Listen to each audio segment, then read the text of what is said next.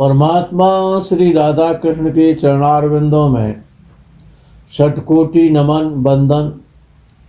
मित्रों को, जिज्ञासुओं को, धर्म प्रेमियों को, ज्योतिष विज्ञान प्रेमियों को हर हर महादेव, बम बम भोले, नमः शिवाय। मित्रों, जन्म कुंडली का अष्टम भाव, अष्टम भाव जीवन में जब कोई बड़ा परिवर्तन होता है तो वो अष्टम भाव के कारण होता है। परिवर्तन का भाव है जीवन परिवर्तन का, कि जीवन बदल जाता है। वह जब अष्टम भाव के स्वामी की दशा आती है तो जीवन में परिवर्तन लाती है। अष्टम भाव धन से भी संबंध रखता है। गूढ़ रहस्य, मिस्टीरियस भाव है, गूढ़ रहस्यों का भाव है अष्टम भाव। अष्टम भाव बड़ा अलौकिक है, लौकिक नहीं है, अलौकिक भाव है, अलौकिक विषयों का भाव है, अलौकिक रिसर्च का भाव है, और आयु का भाव है, एज का भाव है, और शत्रुओं का भी भाव, शत्रुओं से संबंध भी अष्टम भाव का है। ऐसा नहीं है कि शत्रु का भाव नहीं है वो। और दुर्भाग्य का भी भाव है। जब जीवन में गलत समय आता है, बुरा समय आता है, तो उसमें अष्टम भाव के स्वामी का संबंध अवश्य जुड़ा हुआ होता है। ऋण का भी भाव है। ऐसा नहीं है कि छठवां भाव ही ऋण का भाव है। अष्टम भाव भी ऋण से, कर्जे से संबंध रखता है। और जितने भी प्रकार के पाप कर्म किए जाते हैं, जितने भी प्रकार से पाप किया जाता है, मन से किया जाता है, वाणी से किया जाता है, कर्म से किया जाता है, दृष्टि से किया जाता है, श्रवण से किया जाता है, जितने प्रकार के भी पाप हैं, उन पापों का, पाप कर्मों का भाव भी अष्टम भाव है। जो सडन डेथ होती है, अकाल मृत्यु, अचानक अकाल मृत्यु का हो जाना, वो भी अष्टम भाव और अष्टम भाव का स्वामी ही बताता है। मृत्यु कहाँ होगी, कैसे होगी, किस अवस्था में होगी, क्या स्थिति होगी, ये अष्टम भाव और अष्टम भाव का स्वामी बता देगा। विनाश का भी भाव है, नाश का भाव है। गुप्त शत्रु है, परेशानियां हैं, आकस्मिक संकट हैं, अकाल मृत्यु है, चोरी है, इन सब के साथ साथ इनका तो भाव है ही अष्टम भाव, लेकिन पत्नी के धन का भाव भी है, सप्तम से द्वितीय है, इसीलिए। अच्छा, ये अष्टम भाव का स्वामी सबसे गलत माना गया है।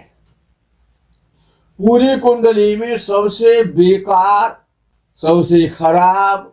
अच्छा, पाप कर्म से ज्यादा कोई खराब तो है ना, जिसके कारण कष्ट मिलते हैं?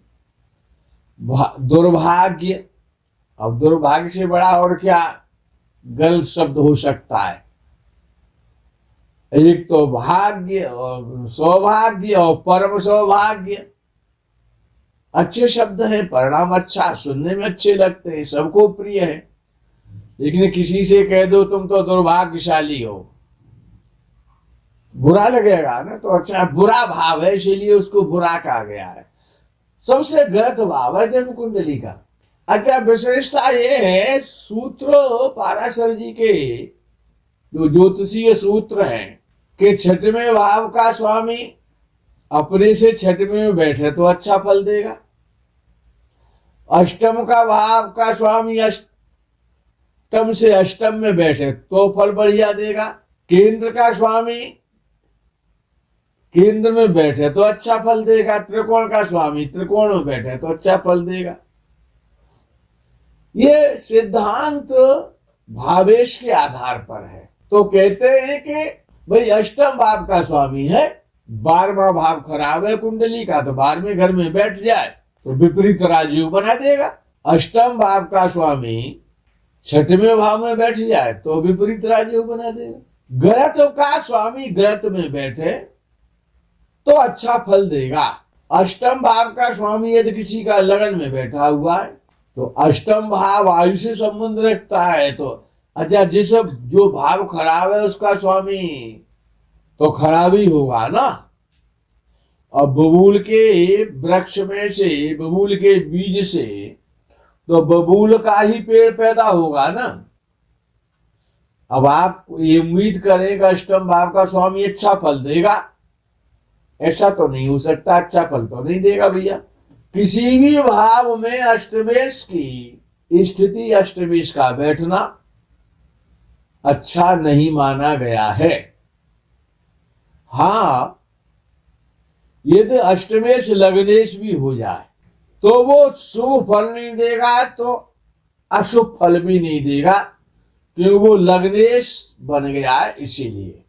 तो अष्टम भाव का स्वामी जब लगन में बैठेगा तो स्वास्थ्य को बिगाड़ेगा, शरीर में बार बार चोट लगेगी, दूसरों का निंदक बना देता है। ऐसा व्यक्ति जिसका अष्टम भाव का स्वामी जब लगन में बैठ जाता है तो ऐसा व्यक्ति दूसरों की निंदा करने में बड़ा खुश होता है, दूसरों के दोष देखने में। दरिद्र बनाएगा, ऋणी बना देगा और अधिकारियों का कोप भी झेलना पड़ेगा। अधिकारियों का आप बार बार कोप भाजन बनेंगे। लेकिन ये सिद्धांत मेष और तुला लगन पर लागू नहीं होता है, क्योंकि यहां पर मंगल और शुक्र मेष लगन और तुला लगन पर अष्टमेश भी हो जाते हैं। अच्छा, अष्टम भाव का स्वामी धन स्थान में अर्थात लगन से द्वितीय भाव में बैठे। अब अष्टमेश तो गलत है, तो जहां बैठेगा वही दुख देगा, वह तो उसका काम है। तो अष्टमेश की दृष्टि भी खराब होती है, ऐसा नहीं है कि बैठना ही खराब है। वही चोर यदि किसी के घर में जाएगा तो वो तो चोरी तो करेगा। अगर शराबी किसी के घर में शराब पी के चला जाए तो वो तो बदबू फैलाएगा। तो ऐसे ही अष्टम भाव का स्वामी शराबी है, चोर है। तो अगर अष्टम भाव का स्वामी दूसरे भाव में बैठेगा तो मुख के रोग देगा, दांतों के रोग देगा, नेत्र के रोग देगा। और ऐसा व्यक्ति अच्छा भोजन बड़ा मुश्किल से कर पाएगा, कि अष्टमेश खराब है तो वो अच्छा भोजन नहीं करेगा, खाद्य अखाद्य खाएगा। मांसाहारी हो सकता है, शराबी हो सकता है, व्यसनी हो सकता है। और जब भोजन खराब होगा, समय से भोजन नहीं मिलेगा, पौष्टिक भोजन नहीं मिलेगा, तो शरीर में पौरुषता कम हो जाएगी, पराक्रमी नहीं रह पाएगा, धन संपत्ति कम हो जाएगी। और धन संपत्ति खो जाएगी या कहीं धन फंस जाएगा तो वो वापस भी नहीं मिल पाएगा। लेकिन हाँ, इतना है कि अष्टम भाव पैतृक संपत्ति है, छुपा हुआ धन है।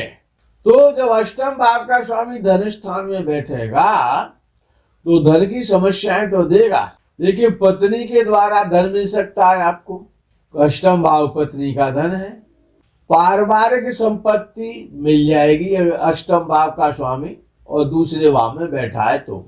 और अष्टम भाव का स्वामी तीसरे भाव में बैठे, यानी अष्टम का स्वामी अष्टम से अष्टम में बैठ गया, अब ये अच्छा फल करेगा, अब ये राजयोग बना देगा।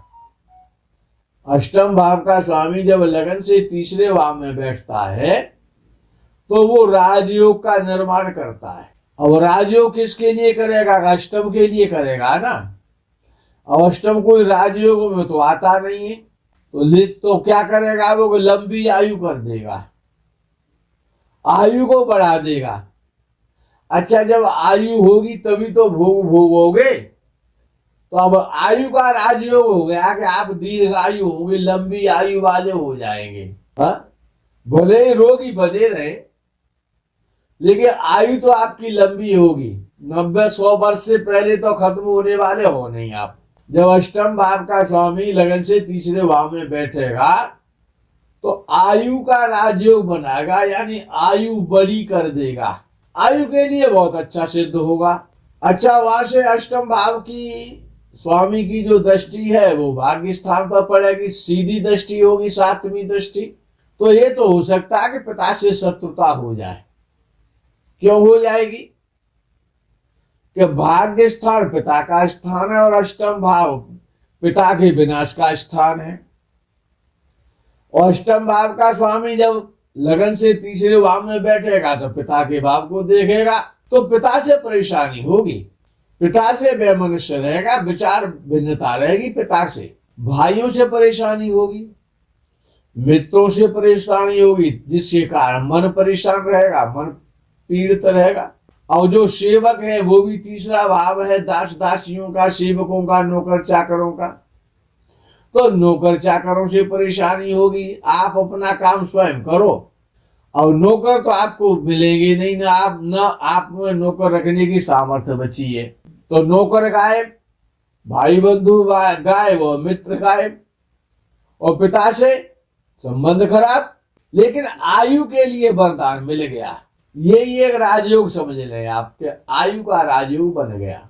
अच्छा, अष्टम भाव का स्वामी केंद्र में चौथे भाव में बैठ जाए लगन से, तो अष्टमेश है, खराब है, अष्टम भाव का स्वामी खराब है, अष्टमपति। तो चौथे भाव में बैठेगा, सबसे पहले या तो माता होगी नहीं, या फिर माँ का सुख नहीं मिलेगा, माता बनी रहे माँ का सुख नहीं मिलेगा, या फिर माता रोगी रहेगी। ऐसे व्यक्ति की आर्थिक स्थिति, भूमि है, भवन है, वाहन है, खान पान है, लग्जरियस है, ये सब खत्म हो जाती है, बहुत कमजोर हो जाती है। तो भाव चौथा भाव बिगड़ गया, माँ का सुख भी बिगड़ा, धन का सुख भी बिगड़ा, वाहन का सुख भी बिगड़ा, परेशानियां रहेंगी इन कार्यों में, सुखों में कमजोरी हो जाएगी। भू संपत्ति है, वाहन है, मकान है, दुकान है, इनके लिए अष्टम भाव का स्वामी जब चौथे भाव में बैठेगा तो गलत पथ करेगा, इनसे संबंधित परेशानियां और कष्ट भोगने पड़ेंगे, दुर्घटना करा देगा, रोगी कर देगा। अच्छा, कुछ भी नहीं करेगा तो गाड़ी खड़ी है, शाम को आपने बाहर खड़ी की थी, सुबह को उसके पहिए भी नहीं मिलेंगे, चोर ले जाएंगे। अर्थात कुल मिला करके अष्टमेश जहां पर भी बैठेगा, 6-8 बारे में बैठेगा तो विपरीत राजयोग बना देगा। अष्टमेश का किसी भी भाव में बैठना गलत है। अष्टम से अष्टम में बैठना आयु के लिए अच्छा है, अष्टम से और द्वादश में बैठना, यानी लगन से द्वादश में बैठना वो राजयोग है। लगन से छठवें भाव में अष्टमेश बैठा है तो राजयोग बना देगा। जैसे चौथे भाव का स्वामी चौथे भाव से चौथे भाव में बैठ जाए तो राजयोग बना देगा। किसी भी चौथे भाव का स्वामी क्यों ना हो, उसके लिए अच्छा जिसका वो स्वामी है। मित्रों, आज के प्रकरण में यही विराम करते हैं, आगे के प्रकरण का आप इंतजार करें। तब तक के लिए हर हर महादेव, बम बम भोले, नमः शिवाय, जय गो माता की।